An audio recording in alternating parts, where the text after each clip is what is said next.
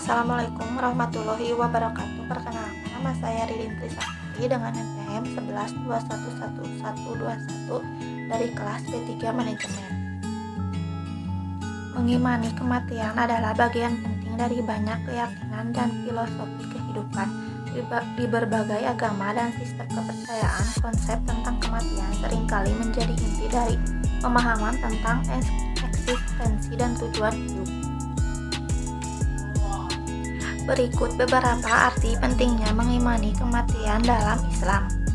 Yang pertama, persiapan untuk akhirat. Kedua, perspektif hidup yang berpusat pada kehidupan akhirat. Yang ketiga, menyadari pentingnya persiapan spiritual. Yang keempat, membangun ketakwaan. Yang kelima, menghadapi kematian dengan ketenangan. Yang keenam, mengingatkan akan hari akhirat. Menyedikitkan angan-angan dalam pendidikan agama Islam memiliki beberapa keutamaan yang penting dalam pembentukan karakter dan spiritualitas individu. Berikut beberapa keutamaan. Yang pertama, meningkatkan konsentrasi dalam ibadah. Yang kedua, mengurangi rasa takabur. Yang ketiga, mendorong kemandirian. Yang keempat, meningkatkan ketaatan kepada Allah.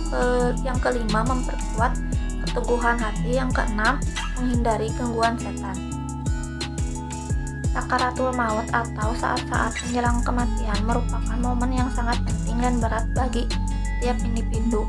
Dalam Islam, sakaratul maut dipandang sebagai pengalaman yang sangat berat dan menentukan bagi seseorang, di mana dia akan diuji oleh Allah sebelum meninggalkan dunia ini. Beberapa hal yang menunjukkan dahsyatnya sakaratul maut adalah: yang pertama, pengalaman fisik yang intens. Yang kedua, pengalaman psikologis yang mendalam. Yang ketiga, ujian dan pemikiran di akhirat. Yang keempat, munculnya pengalaman spiritual. Yang kelima, kehadiran malaikat maut. Wafatnya Rasulullah Muhammad SAW dan para khulafaur rasyidin atau khalifah yang adil adalah peristiwa bersejarah dalam Islam yang memiliki dampak yang mendalam bagi umat muslim. Berikut adalah ringkasan tentang wafatnya Rasulullah dan khulafaur rasyidin. Yang pertama, wafatnya Rasulullah. Wafat pada tanggal 12 Rabiul Awal tahun 11 Hijriah atau tahun 632 Masehi di Madinah Munawwarah pada usia 63 tahun.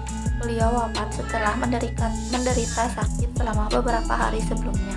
Wafatnya Rasulullah menandai akhir dari masa kenabian dan kepemimpinan beliau secara langsung di dunia.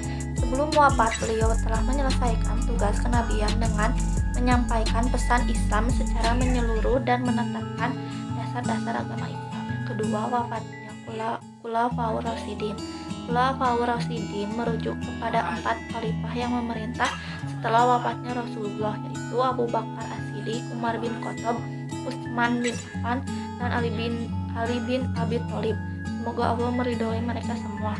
Wafat mereka adalah sebagai berikut. Yang pertama, wafat Abu Bakar As-Siddiq. Abu Bakar wafat pada tahun 13 Hijriah tahun 634 Masehi setelah masa jabatannya sebagai khalifah selama 2 tahun dan 3 bulan. Yang kedua, wafatnya Umar bin Khattab.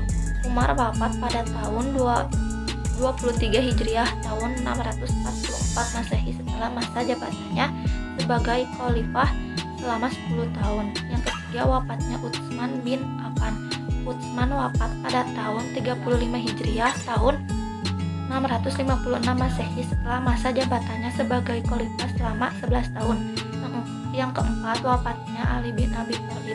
Ali wafat pada tahun 40 Hijriah atau tahun 661 Masehi setelah masa jabatannya sebagai khalifah selama sekitar 4 tahun dan 9 bulan. Sekian presentasi dari saya. Terima kasih. Wassalamualaikum warahmatullahi wabarakatuh.